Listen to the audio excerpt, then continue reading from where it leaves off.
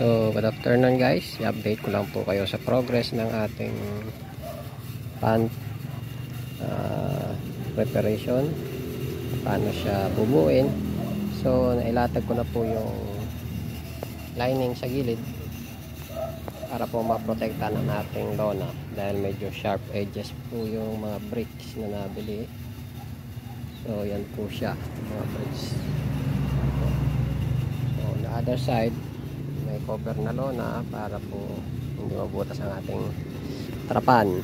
Ngayon po ipapakita ko po yung drainage. Ito po yung itsura dapat ng drainage. Bago natin ilatag yung lona, ready na po tayo maglatag ng trapal pan. So dapat po hindi siya nakabaon ng sagad kasi tatalian po natin ng goma rito. May gap po dapat sakto dito kasi ito yung elbow.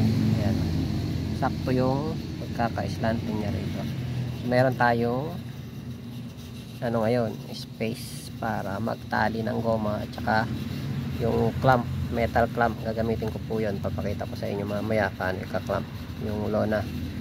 Yung iba pong style nila, sasagarin nila nga dito ng semento.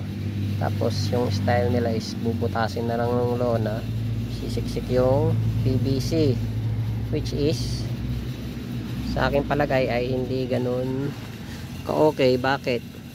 Kasi po yung hito natin, yung isda, magalaw po yan eh.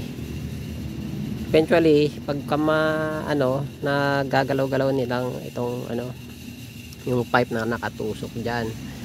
Tapos hindi naman talaga secure. Kung natanggal yung pipe mo, sabihin, magde-drain yung tubig mo.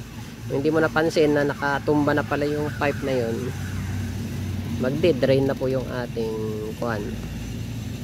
tubig, which is hindi uubra, hindi pa pwede at mamamatay po yung isda natin. Pag sobrang mababaw na yung tubig at nainitan sila, mamamatay po yung isda natin.